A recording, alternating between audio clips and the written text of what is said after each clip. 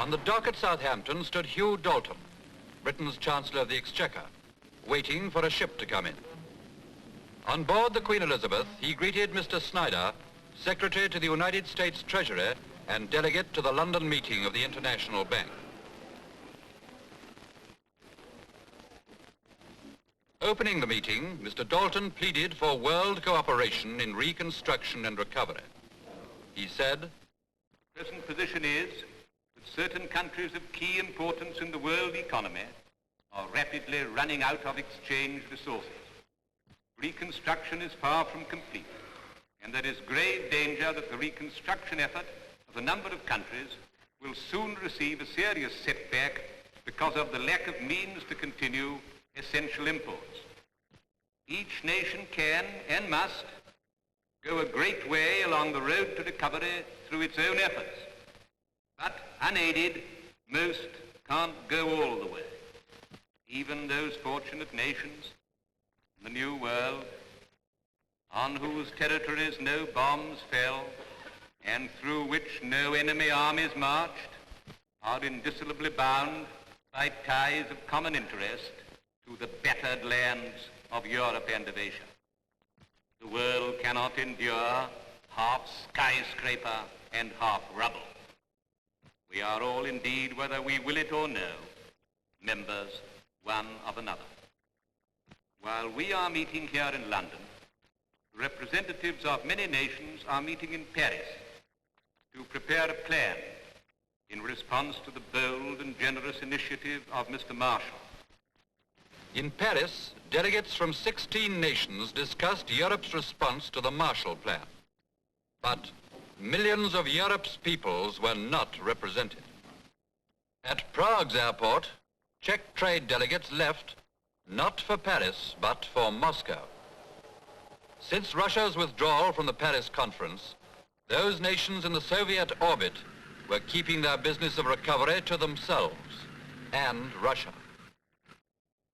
But even without these nations, the Paris delegates drew up Western Europe's requirements. $20 billion worth of food and materials needed to put a continent back on its feet. At the close of the conference, its findings were forwarded to Washington. The question remained, could and would the United States deliver the goods? On the Great Plains, America's farmers gathered in the harvest of 1947.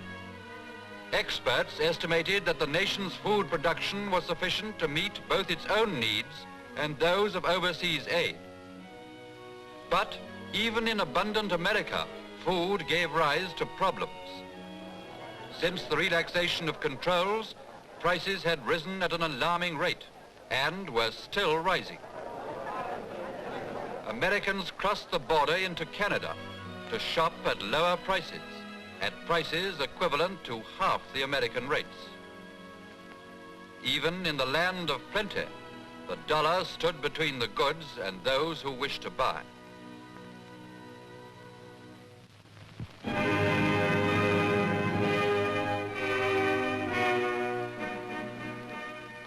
At Flushing Meadow, New York, the General Assembly of the United Nations convened for its second annual session. In the Council chamber, delegates heard a fiery speech from the Soviet Deputy Minister for Foreign Affairs, Andrei Vyshinsky. Mr. Vyshinsky attacked the democracies of the West for sabotage of the UNO effort. He accused them of warmongering, of attempting to undermine world peace.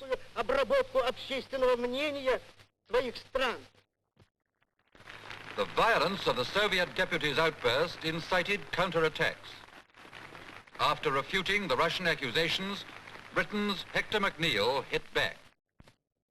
Neither I, nor any member of my government, deny the legitimate aspirations of Russia, nor would seek to cabin the extensions which it has legitimately sought, and which a great nation, by the very nature of its growth, must be accorded.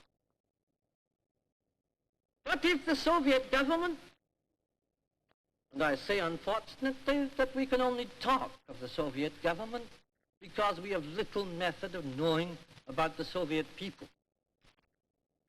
If the Soviet government considers that it can in all situations have its will prevail,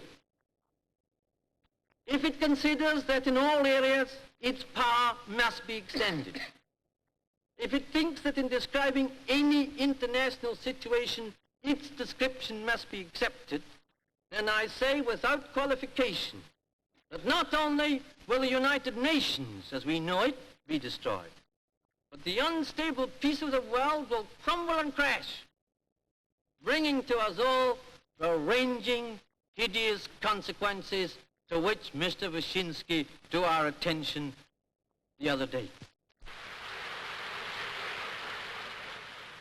So disagreement haunted Flushing Meadows, and suspicion haunted the atomic cities. Were these to be powerhouses or arsenals? Was it to be one world or none?